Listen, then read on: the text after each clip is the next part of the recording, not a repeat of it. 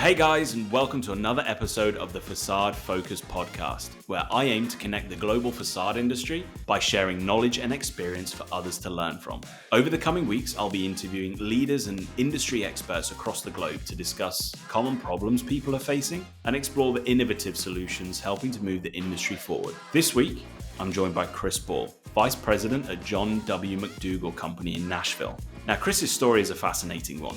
Originally from South Africa, he started out in roofing and ACM before moving to the US in 2017. After time with a leading glazing and panel contractor in Salt Lake City, he joined John McDougall to lead their architectural division, the team behind complex metal facade projects. These days, Chris calls Tennessee home, though you'll still catch the accent. And as he says, when he tells people he's from the South, they don't always realize he means pretty far south, like the other hemisphere.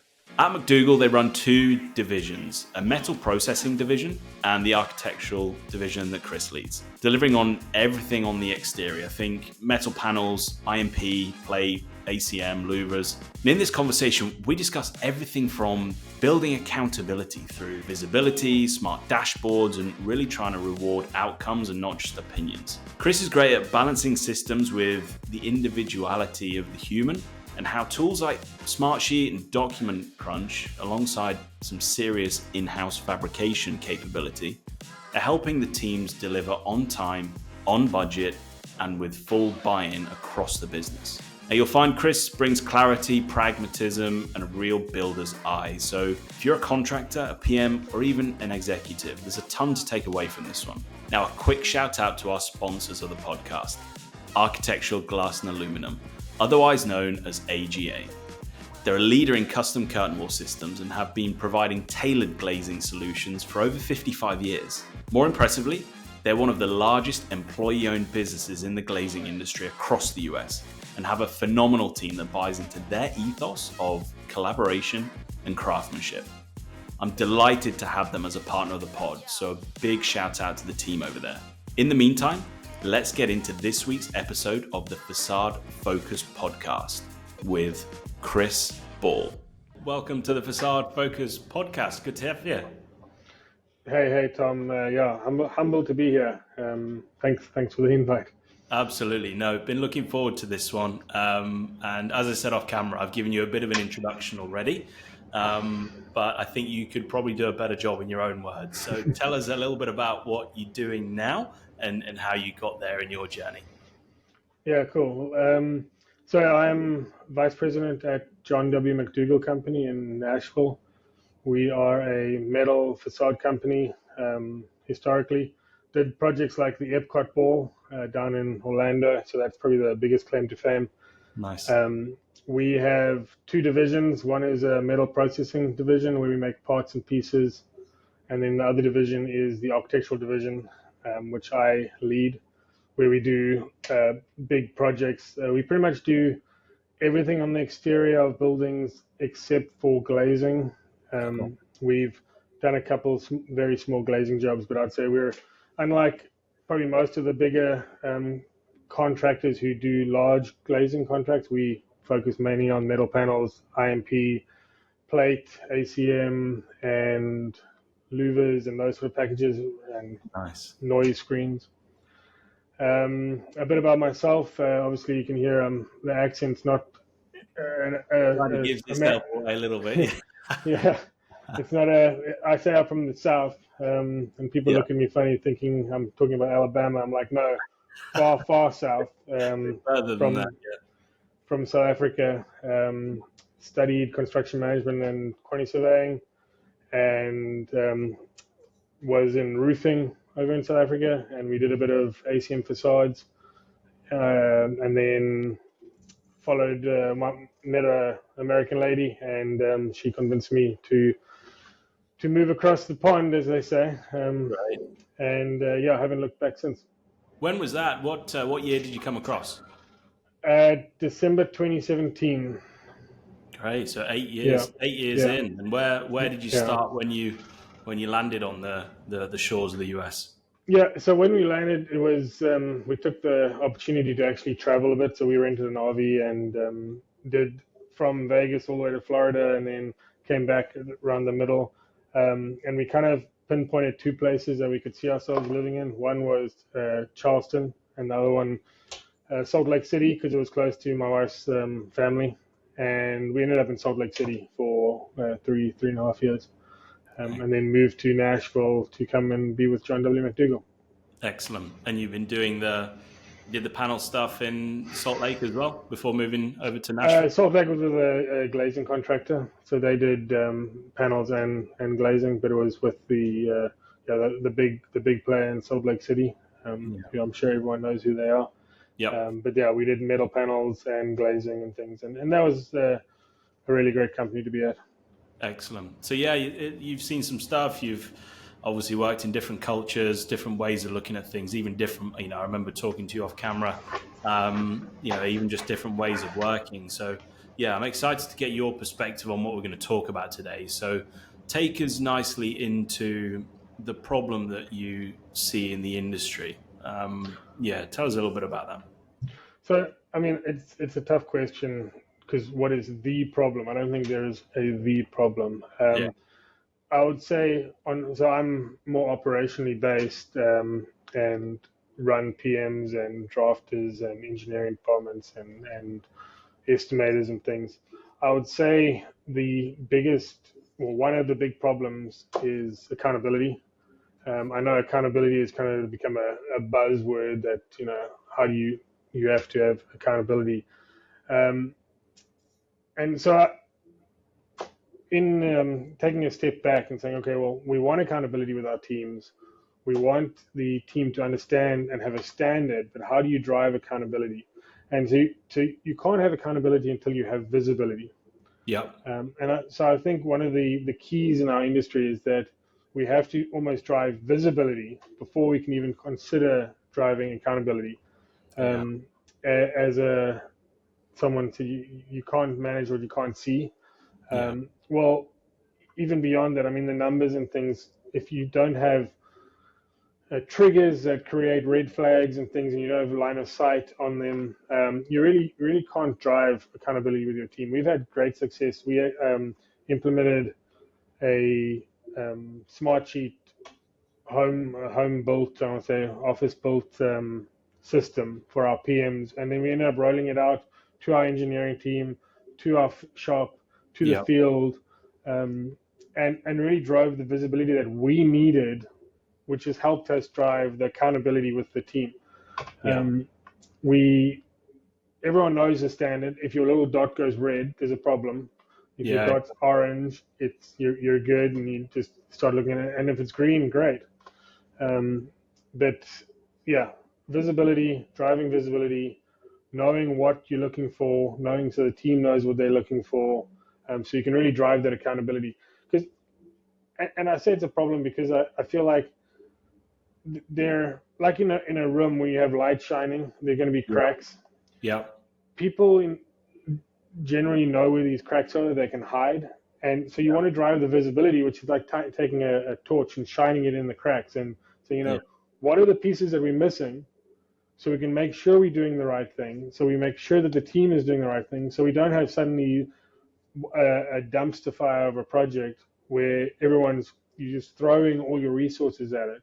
We want to catch it when the first second it goes orange and not red, So you talked about the triggers there. That's interesting. So we're looking at accountability of team members and creating that visibility so you can hold them accountable, you're guessing.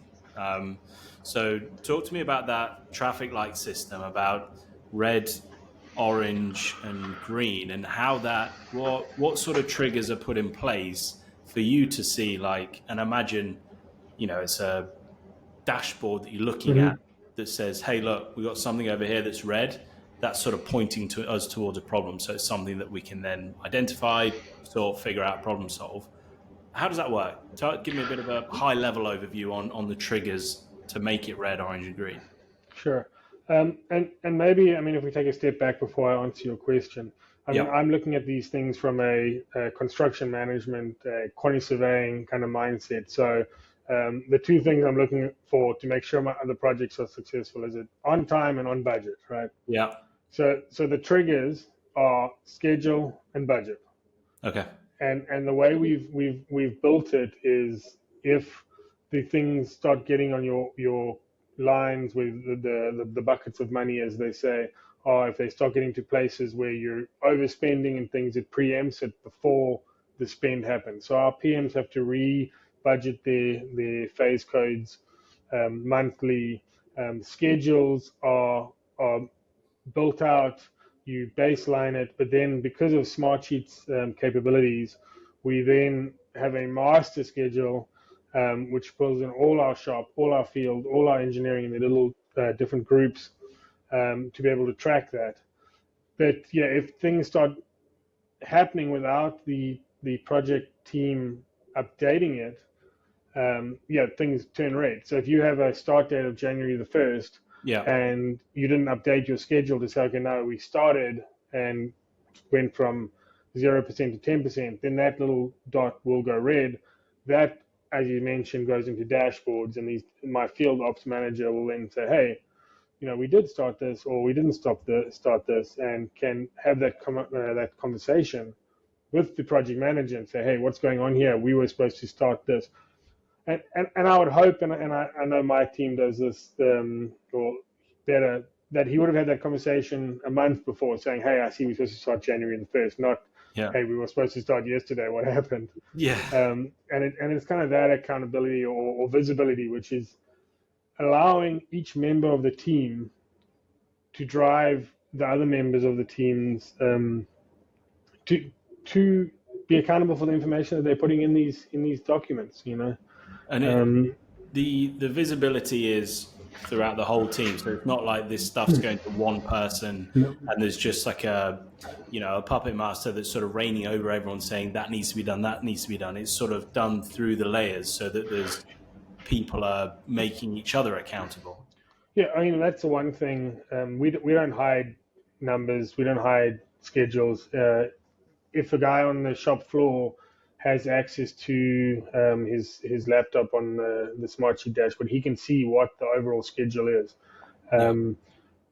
Part of the visibility is information is power, right? And if you want to empower your people to be able to hold themselves to that standard, they need to know the bigger picture. We did a job, or we're doing a job right now, and they are perforated panels, and it's a post-painted perforated metal panel so we laser cutting, forming, sending it off for paint, bringing it back here, doing a final thing, shipping them out to the site up in the north, and then going to go install them. And we had to get 200 panels a week out, and the shop team wasn't engaged with the process, and so I went out there and had a conversation. I said, this is a really important customer. This is a really important job. These are the parameters that we can do, and this is why.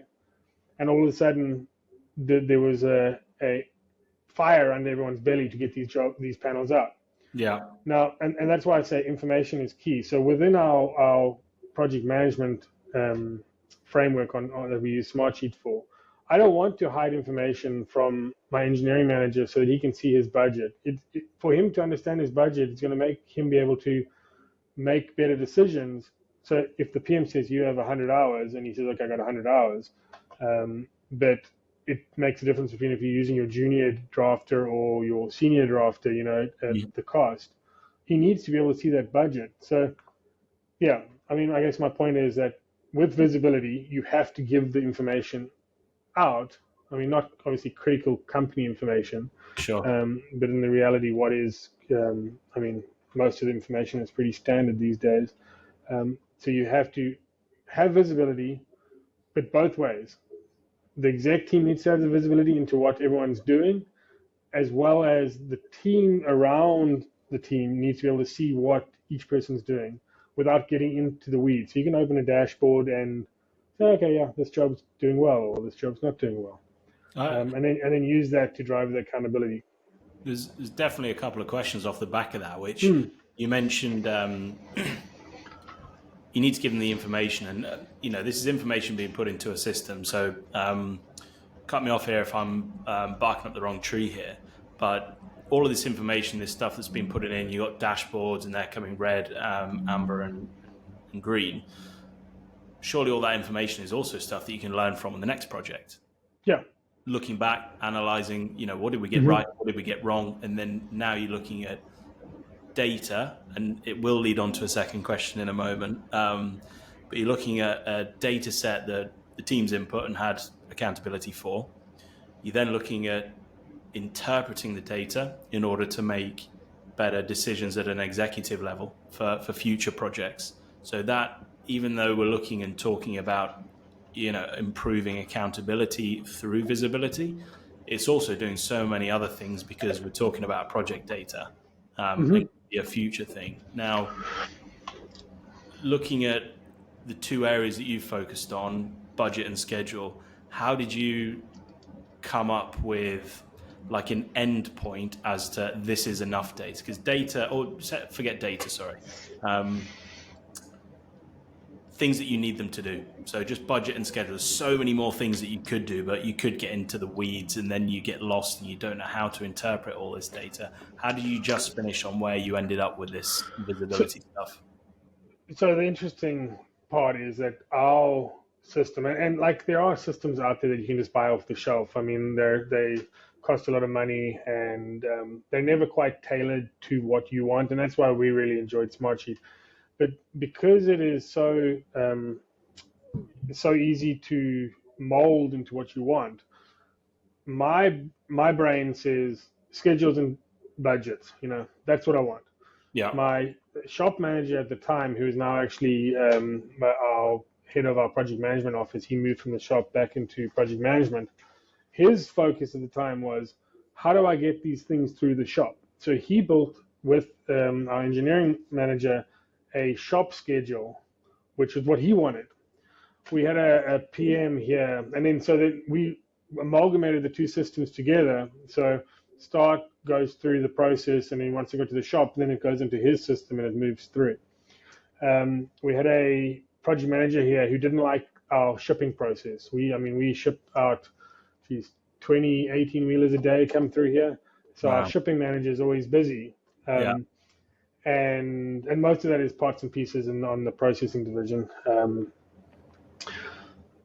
So he's always busy planning trucks and things. And she didn't like the way the information flowed on the shipping side. She said there was an email here and there and it didn't really track anything. So she built her own shipping sheet and we've incorporated that. Yeah. Our field ops manager has turned the entire field daily reports into a smart sheet, and you can upload photos and things like that. It's a custom form, and we download the pictures and things, and you put them on the server.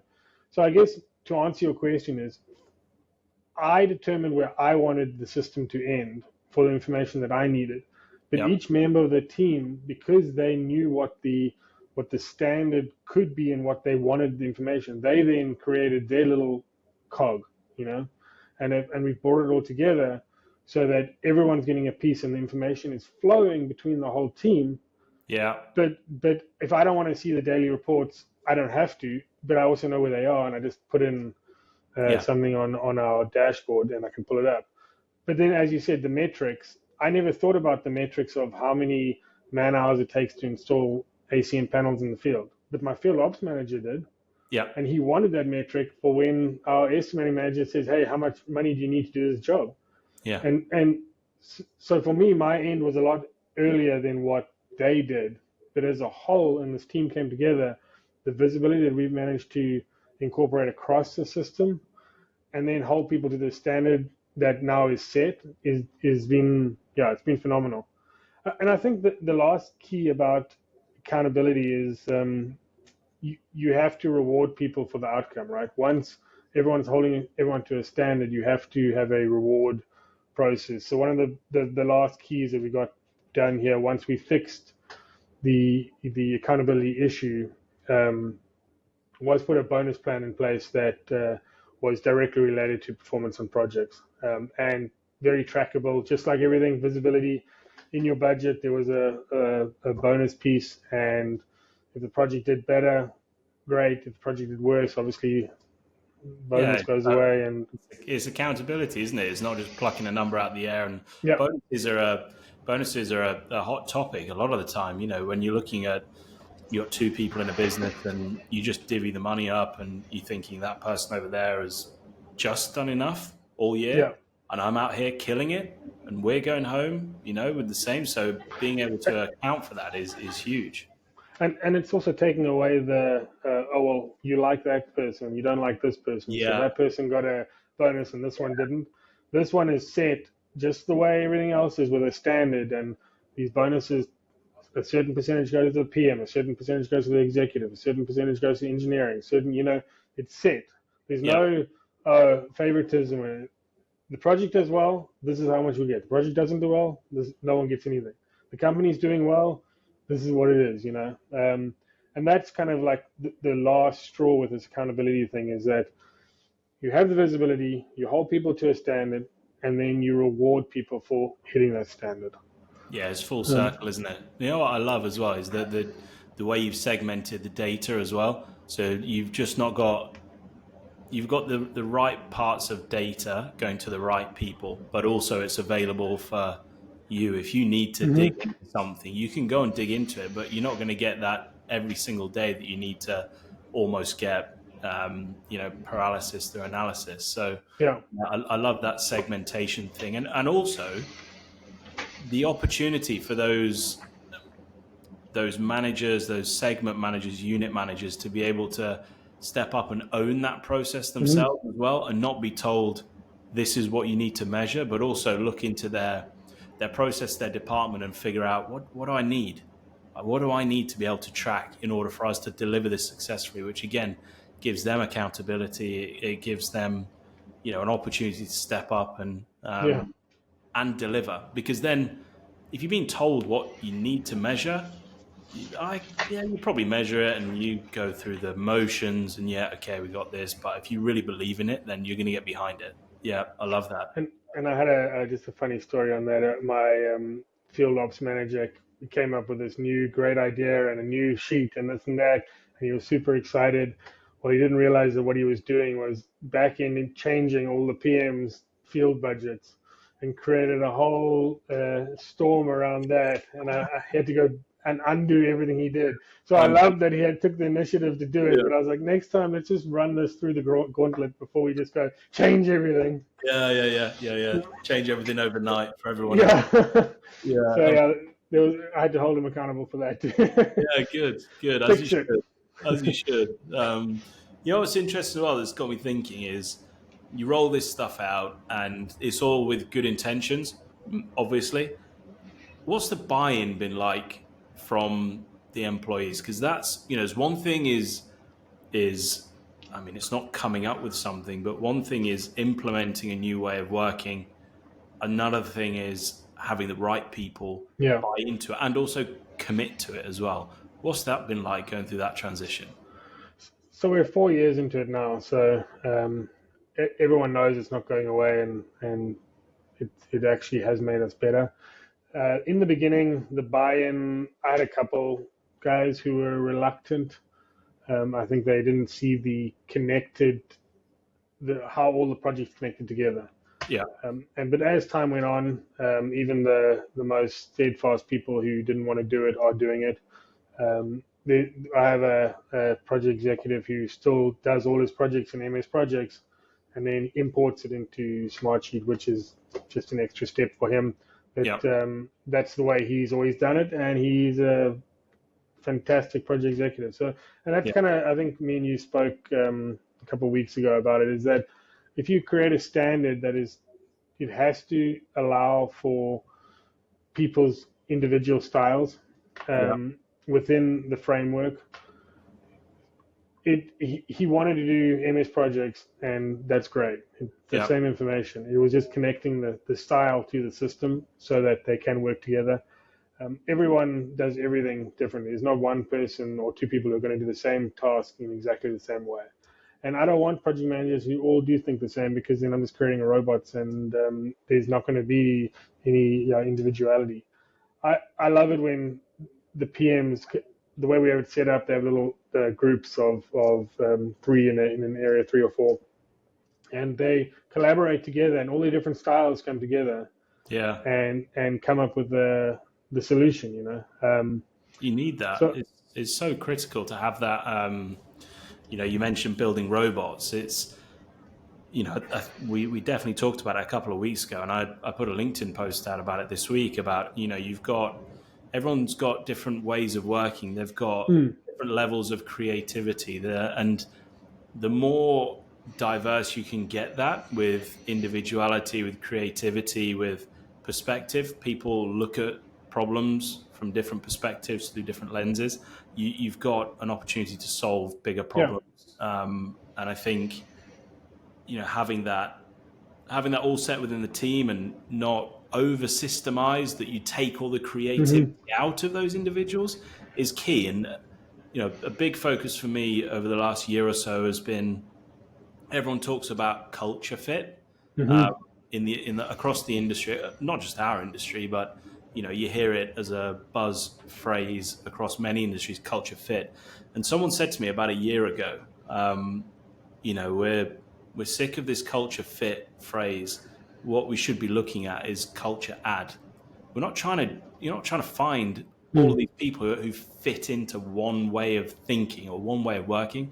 We've got all these great individuals. We want someone who then is different again. We want a culture add.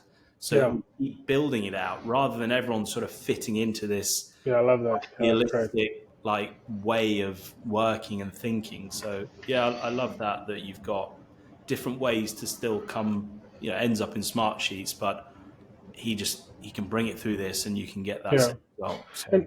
And even, some of the guys on the budget side, there's so many different phase codes and whatever. And I had someone said, hey, can I track everything in one phase code? I said, sure. Yeah. I was but if things go badly, I need answers. Yeah. And it's going to be a lot easier for you if it's broken up and the answers are easier to get. But you can do whatever you like as long as we get to it and we can dig to the details if we need to. It's so interesting. And, I think you're obviously 4 years into this now, so it's here to stay and you're building and building. What do the next couple of years look like for the business and the continued growth of the company? Yeah, just on the IT side, I'll just finish that out. I think Smartsheet is still evolving. I think they recently got bought out or something like that, if I remember correctly. So I think they're going to have more add-ons and things and create more functionality that I hope to maximize on. Yeah. The other pieces, there's obviously AI is a huge thing. So we are making sure that we're trying to be at the front end of AI utilization.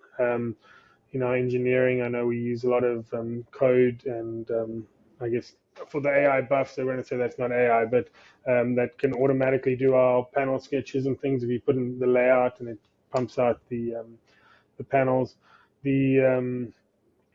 On the contract side, we're using things like Document Crunch. I think me and you spoke about this a couple of weeks ago as well. Yeah. And we're an early adopter of Document Crunch. They've got involved with some of the bigger software programs now, like Procore. And so I think Document Crunch is going to go pretty far. Tell us a little bit about Document Crunch. So it's just a contract review AI that, it initially started, you load in your contract and it references it against the AIA contract and gives suggested amendments or changes you might like to incorporate. They've now incorporated like a spec reviewer. They've incorporated the chat bot, so you can ask it questions. And so as they've incorporated these new functions, I've tried to incorporate it across the team. And in fact, we just got our estimating team now. We took the add-on for the spec reviewer. Yeah. And it's not reviewing it against any other specs out there or things. It's loading it in, and now you can talk to your spec and you can say, hey, what is the other paint requirements, AMA, or is there a wind load, or is this Miami-Dade testing? And you can, instead of spending hours going through these 200, 400, 600,000 page specs, you load it, quickly ask the spec a question, because I know what we do when we get a job. You say, okay, metal panels, you pull out your spec section, or glazing or glass, you pull out your spec section, you look at that. But all of these spec sections reference the general specs. Yeah. I don't know how many people actually go back and refer to the general specs, but if you load the entire spec document in there, you can ask it, is there anything that relates to glazing or metal panels in the general specs. The contract review process of that, obviously the PMs all review it. But while you're in contract as well, you can ask it, I had a delay on the job. What is my notice period? What do I do? So now you're not spending an hour reading your contract again. The AI bot is doing that. So I really see the company pushing more into being a leader in using the tools that are out there. We have pretty lofty goals in terms of reach and market. I think that you haven't come to our shop yet, but if you came and saw the amount of equipment that our owner has invested in, you will be amazed. I mean, we have tube lasers, flat lasers, punch laser combos. We have a new CNC table with our old CNC. We just bought some more saws. We have robotic welders. We have a full welding station. Wow. There's so much available to us to do that I don't believe many other contractors have the full scope of, in terms of metal panel and exteriors contractors who don't do glazing. I know a lot of the glazing contractors have a lot of fancy equipment, but that's focused on the glazing. Yeah. So I foresee a lot of growth in what we're doing, and the kind of projects that we're going after. A lot of more bespoke, like landmark projects. You've probably seen on my LinkedIn the gold one, which is Tempo Hotel in Nashville. We design assisted that. And there's Convexity with Jay Dunn. We design assisted the podium. The Paseo also in Nashville with the drops of, it looks like it's an art installation, but they kind of look like ripples. Yeah. We assisted with the design. So I really see our company going from, we're not just bidding work, we're getting in early. One of our project executives moved over to a pre-con and design assist role, because we want to get in as early as possible so we can give the customers the best value, but also fits in with what we can do the most economically. So you can get a better product for cheaper that actually is exactly what you want if you can bring us in earlier. So we're putting a lot of effort into that. Our processing division is obviously going from strength to strength. They are picking up really, really good contracts, so they're going to be doing well. And then we have a powder coating company about 40 minutes west of us, and so that we can do in-house powder coating as well. So I think the business is poised to grow exponentially, and I hope the market keeps on with the trajectory that we're seeing right now. This episode is brought to you by Architectural Glass and Aluminum, otherwise known as AGA. Looking for a trusted glazing partner? AGA has been working alongside industry leaders for over 55 years, providing reliable and high-quality glazing solutions. Specializing in Class A office buildings, hospitals, airports, and higher education, AGA creates custom curtain wall systems tailored to your project needs. With a focus on collaboration and craftsmanship, AGA is here to support your next project. So visit aga-ca.com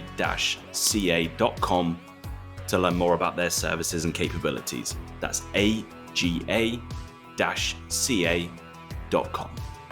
Now back to this week's episode.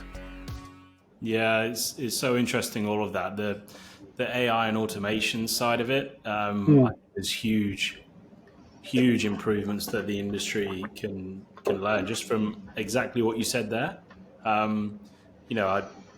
Everyone kind of sees, being the currency that we're paid in US dollars in this instance, but getting paid in time by just being able to leverage something that can just do a manual review of something or just a repetitive task. You can bake that into your business across multiple headcount.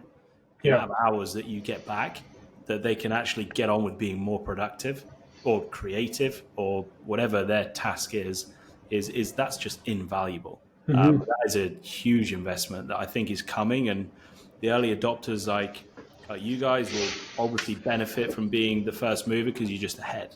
I think the ones that follow quickly will also benefit from it as well. But there's tons to learn from that, and it's good to hear that you're thinking about not just how do we sell more work or how do we bid more jobs, but how do we build out processes internally so when we do go out to market, we're just a better outfit. We can do things slicker, we can do things better, we can come in on and be part of the design process rather than answering requests, which is a far more valuable place to sit in the market than if you're actually having I suppose more intelligent and better conversations with your clients at the end of the day. If you're being brought in earlier and you're showing your value that I can give you the best product possible, I can keep the design intent and keep it exactly how it is for cheaper, just bring us into the process earlier. So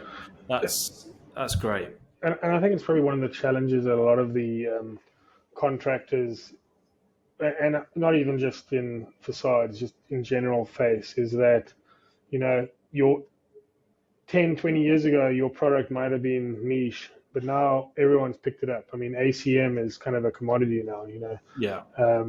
It's not hard to fabricate. So how do you become the next step so that you can be at the cutting edge, so you can be the one getting calls to help architects design and things? It certainly won't be like if they're drawing an ACM panel, they're not going to be like, hey, can you come here and show us how to draw a rectangle, Yeah. But it's the podiums that the city won't allow us to just do a concrete structure with wires. Can you come and help us make this podium for the parking structure look amazing? Yeah. And that's where I think the value add is. I mean, same with these glazing contractors and things. It's the value add. We want to do this overhanging piece of glass. We don't want to put any steel in it, and we always want it to be there. And they're like, well, okay, you're going to need someone who knows what they're talking about then, Exactly. That's it. I think, at the end of the day, I think you've just got to keep the client in mind and what's going to help them best. How can you be as valuable to them as possible? Because I think there's so many tools out there, and there's so many things that, certainly from an AI perspective, an automation perspective, just software that promises to do this thing for you. But you've got to always, if you sat all day and researched every single product, you would find a reason somewhere to sign up to all of them. Yeah. Because that's their whole point, is that they're trying to hit a pain point for you to think, I do have that problem actually. Sign up for it. And you could sign up for all these tools and you never use any of them. I think what people just have to be careful about is picking the ones that are not just going to make your life easier, but it directly correlates to delivering better results for your clients as well. Yeah, 100%. I mean, there is a lot of software out there, and they all promise to drive efficiencies and accountability and things. And that, as I said in the beginning, that's why we really like Smartsheet, because you could kind of mold it to what you wanted, as opposed to getting told what you want. Yeah, 100%. So I think we've pretty much covered everything in terms of problems and how you're solving this. We're 4 years down the line into this process now. So I think the question is less about what positive impact is this going to have. What I think the question is, what positive impact has it had so far? I mean, our results have year on year got better and better. So it's getting to the point where I need to slow down expectations. We can't keep on getting better and better. Manage expectations. Yeah. I mean, on the bigger picture, the industry as a whole, I will talk to anyone about building out their own system in a Smartsheet way. I spoke to a waterproofing company here in Nashville. One of our PMs, actually, project managers, he left us about 3.5 years ago. He actually went all into Smartsheet, and now he is a Smartsheet builder of systems. So me and him talk all the time as well. Great. So I think in the bigger picture for the industry, I think if the entire industry gets better at holding their teams accountable, it's better for all of us, because then GCs will be held more accountable. Yeah. Yeah. How much have I answered your question there? I think I went off on a tangent. No, you did. I think it's tangible and quantifiable, because you said results are better. Results are better. The company's growing. I imagine you've created, better efficiencies, and as you said, you being brought in the conversation of projects certainly. So that's something that again is measurable, is visible. It's not a pie in the sky stuff that we create all these fancy processes and it kind of feels better. It's not. Business is better. We're growing. I mean, and I don't know if we can relate this directly to the systems we put in place, but we also spend a lot of time and effort on our culture. And I know you're saying culture fit and culture add. There we go. Yeah. But we spend a lot of effort and time making sure that where we work is a place where people want to be. So is that directly related to the systems we put in place, or is it because we've actually made a conscious effort to spend time looking at that? I think it's probably a combination of both, because if the systems were broken and we were still doing badly, it doesn't matter how much time you put into the culture side and trying to make sure that everyone's happy.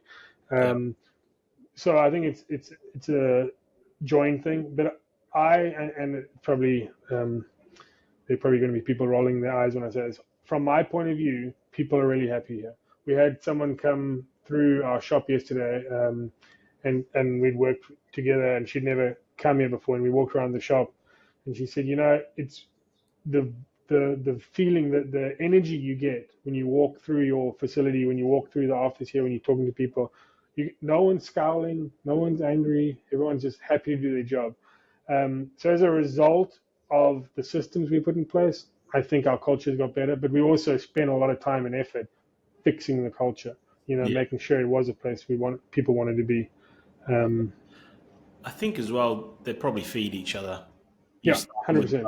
They probably just feed each other, and then, that's a compounding effect, isn't it? That they keep growing sort of side by side as the other does. So I think both are just as important as each other, and I think it's just for other people to know where to start with it, and that it is possible that you just need to put one foot in front of the other, look at processes, and I think holding people accountable, like you said right at the start, is a bit of a buzzword. Accountability, we hold our people accountable. I'm not sure how many people would be able to answer if you asked them how they did that, and quantify it. So I think that's an important message that you're sharing, and great job implementing that company wide and getting the buy-in from the people. So is there anything else you want to add? Anything else that you think is important for the listeners to know about? And I mean, obviously we still have a ways to go. I'm not saying that we've figured it out and we're perfect and this is it, but I think we've figured out the path. Now we just need to make sure we stay on it and walk along there. But as you said, holding people accountable is tough, and maybe it's some people say it's because my South Africanism, we're very direct. It's easier to hold people accountable. Yeah. I think that probably plays in your favor, I think. Our US friends are hearing a British accent, a South African accent, trying to riff on how the US market works. So who's going to listen to us? They probably think our accent sounds the same, right? Yeah, I get it. No, I'm not South African. I'm Australian. I'm Australian. No, that's been great. Look, the input here has been awesome. We're going to move on to the quickfire questions. Cool. Yeah, I think everything that you've mentioned there is completely relatable, and some people will take some of that. They may, I think the smart sheet thing is great, but the most powerful thing from all of that is the visibility. So someone will pick up some nuggets from that and implement for sure. And build your systems to yourself. Don't try to change yourself for the system. It really frustrates me when these software companies try to tell you how to do your business. I mean, some of these companies who are, I guess, mom and pop stores who are now doing 100 million a year, and they haven't changed the systems, and now they're saying, okay, I want to get into a system-orientated company rather than just doing it the old way. Yeah. And then the software comes in and says, okay, you need to change everything about what you're doing. Yeah. Well, they've been profitable for so many years doing it that way. It's rather build the system to the way you work than try to change the way you work to the system. And that's what kind of frustrates me about some of these softwares. And that's why I like Smartsheet, is that it is whatever you want it to be. If you just want it to be a spreadsheet, it can just be a spreadsheet. Yeah. If you wanted to run macros and do all these crazy things and have dashboards that notify you every minute of every day, if it can send out requests for updates and things, you can do that too. That would be my one last takeaway, I guess.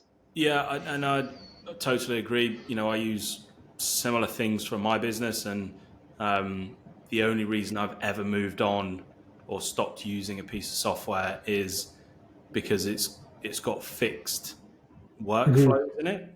Yeah. And I'm kind of looking at it thinking, well, I don't work that way. That step or those 3 steps in that order, I don't do it like that. And then that's when I've moved on. So I completely resonate with that into ones where, I've got one in mind that I use that you can sort of pick it up like a jigsaw piece, move it around, rename it, put a workflow in there. This is my process. It's just in that software, and then you can make the things talk to each other, set triggers. This action's happened, which means it now triggers my next custom action, which then moves it along. So yeah, I totally agree with that. Don't change your business to fit a piece of software that someone wants to sell you. Find something that you can build a custom workflow out that fits your business, that has made you so successful. So great closing comment there. Now I'm interested in this quickfire questions for one reason. Being South African, I think we're going to get some interesting answers here. So we'll dive straight in. First of all, tell us your favorite food. I like food. That can't be your answer. You're going to have to give us something. Obviously, the South African answer would be boerewors, which is just a sausage that you put on the barbecue or braai. But I enjoy. Sushi is obviously great. Just a really good steak. I like to taste different flavors and things, and I think I got more adventurous in as my age is going on. Meats and seafood. Yeah. I always say I'm a meat and potatoes kind of guy. That's why I fit in the South. Because meat and potatoes can't go wrong, right? Absolutely. This will be an interesting one. Sports team that you follow. You know the answer to that. Which is? The Springboks. Springboks, yeah. I don't think you could have answered it in any other way, but no, that's great. So for everyone who doesn't know who the Springboks are? It's a South African rugby team. They are 2 times world champions. It's all right. We don't need to go any further. We don't need to go any further than that. That's fine. Yeah. Or who they beat.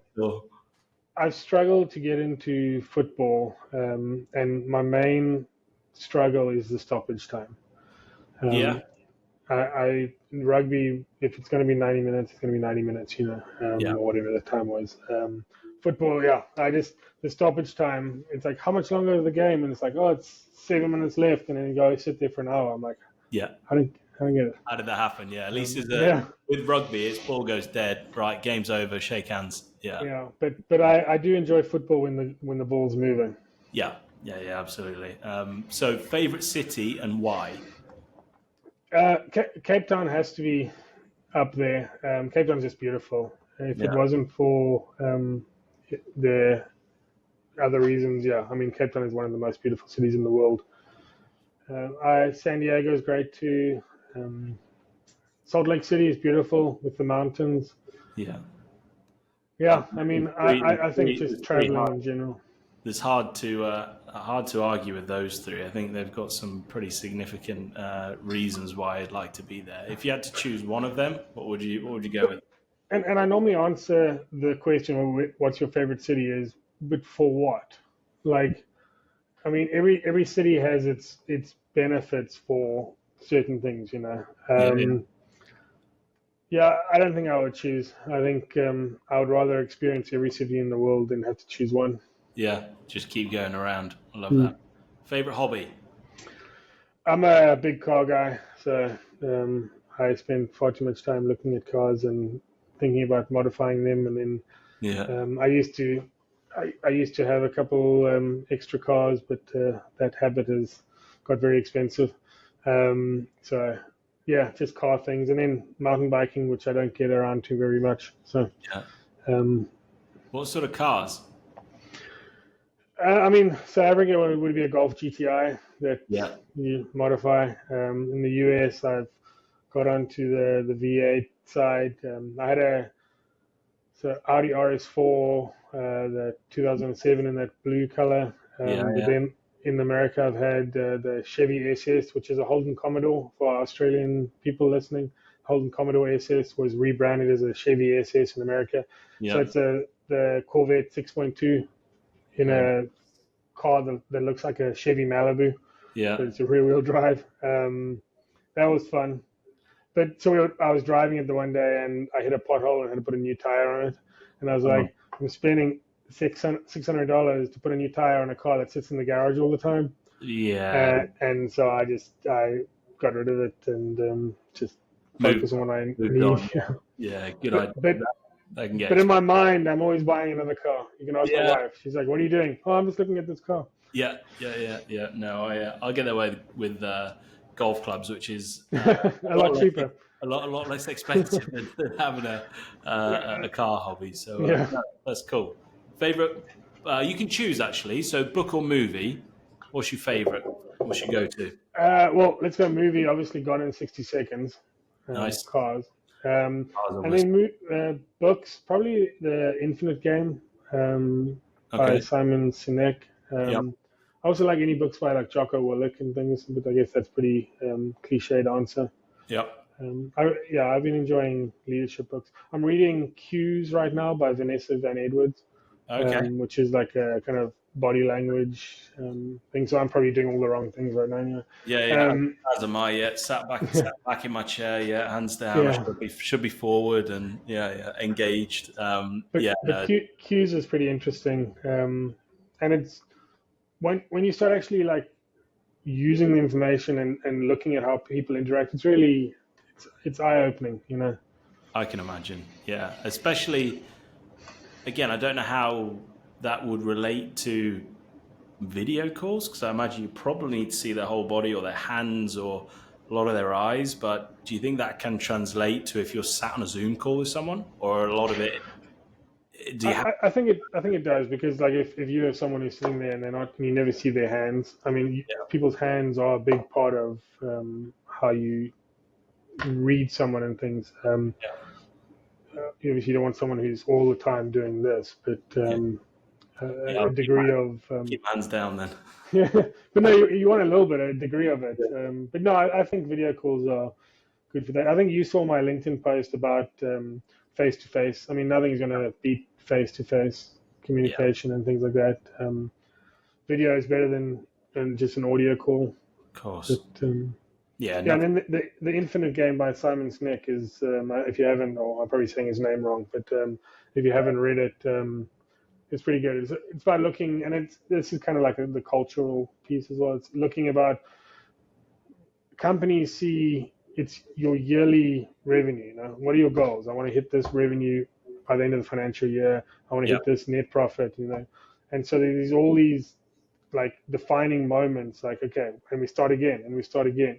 Whereas in the Infinite Game, he's talking about, forget about these random self-imposed deadlines.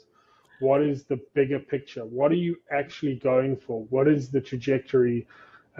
Because you say, well, I want to make $1 million by the end of the year. It's a very self-imposed thing. Yeah. If you look at the Infinite Game, what do you want to do? I want to create an environment where people, and maybe more the softer side. So I really enjoyed the Infinite Game. Yeah, that's interesting. Yeah, because you're right. It's just, financial year end, and you put these goals in, you split it up to 1, 2, 3, 5 year plans, and there's numbers, and then there's softer stuff that you want to put in there. But sometimes you can just get stuck in the weeds as well, and you kind of forget what are we actually building here. Like, I'm so into like these smaller set goals, or Yeah. you kind of lose sight of what you're actually trying to do. So yeah, I like that. Yeah. If you haven't read it, I'd recommend reading it. Yeah, I've read one of his other ones, the Start With Why. So that was Simon Sinek, wasn't it? Yeah. Yeah. I've read that one. But no, I'll give that one a whirl as well. Yeah. Interesting one. What's the best advice that you've ever received? That's a tough one. And I listened to your other podcast, and I knew you were going to ask me this, and I probably should have done a bit of homework on it. I mean, my mind goes to, if you always do what you always did, you'll always get what you always got. And in fact, I just told one of our guys got promoted recently, and I said, you were good at what you did, and that's why you got promoted. But now you can't do the same. You have to evolve. So yeah, I think just be prepared to evolve. I think there are people out there who are reluctant to change, but the world itself is all about change. Yep. So growing up, and I think me and you have spoken about this, but I lived in Australia, we lived in the UK, we moved back to South Africa, and then now I'm in America. So change has been kind of a constant for me, and I enjoy change, but change has to make sense. There has to be an underlying reason. So yeah, if you always do what you always did, you'll always get what you always got. I love that. So if you want to lose weight, and then you eat McDonald's every day. I mean, yeah, it's not going to work. Lay off the bri every day. Yeah. Yeah. Actually, bri's not bad. Yeah.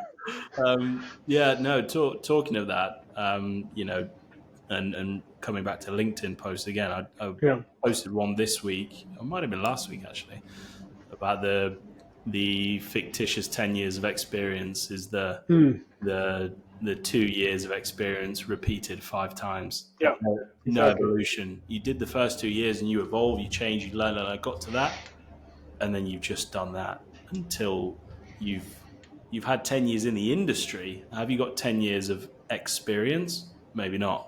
You've not evolved with it. So no, I completely agree, and I think that's a good thing to think about, because you're right. Some people are resistant to change and maybe afraid of the unknown a little bit, but you've got to evolve in order to keep moving forward. So no, I resonate with that a lot. If you could have dinner with any historical figure, who would it be and why?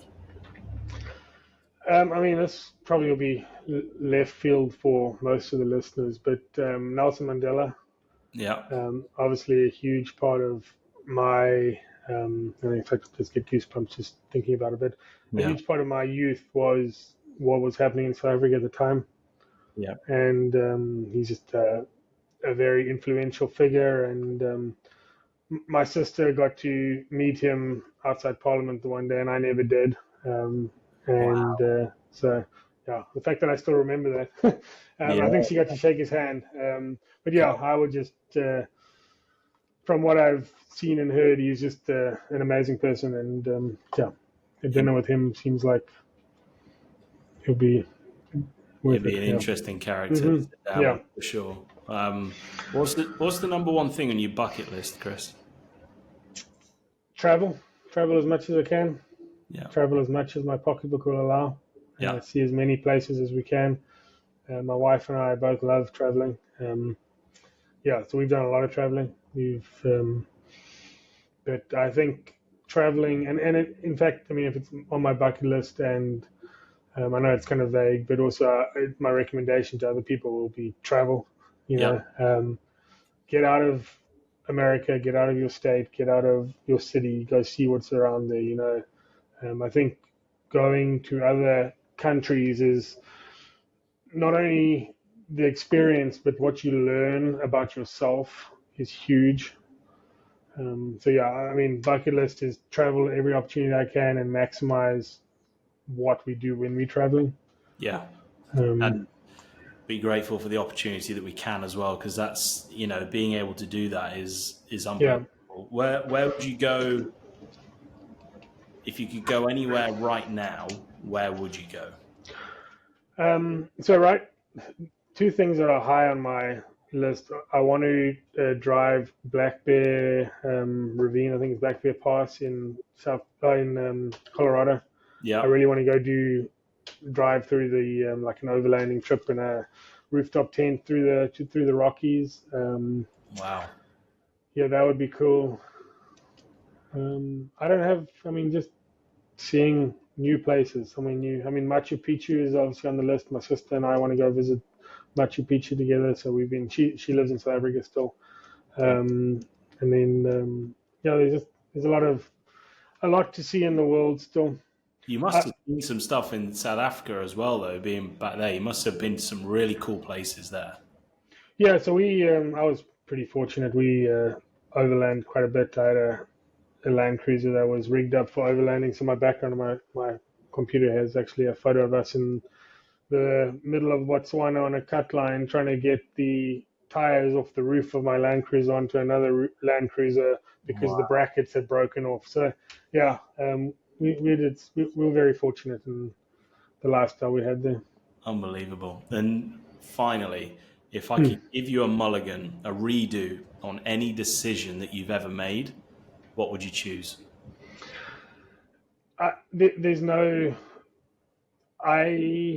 I'm happy with the decisions I've made. It has made me who I am. I think doing a mulligan and redoing something would change the outcome. I might not be who I am today, and I'm happy with who I am. I think if I had to look back and say, what would I want to do differently, but not necessarily a mulligan, is be more present in the time with my family in South Africa. Obviously, being across the world is very far and can be quite tough. My father passed away last year, so just looking back, obviously being more present in the time that I had, because obviously being away last 8 years and things, and being more present in the time that we were together and maximizing that. But I don't think I want to change anything. I'm happy with where I am, but just being more present in each moment and probably taking more pictures.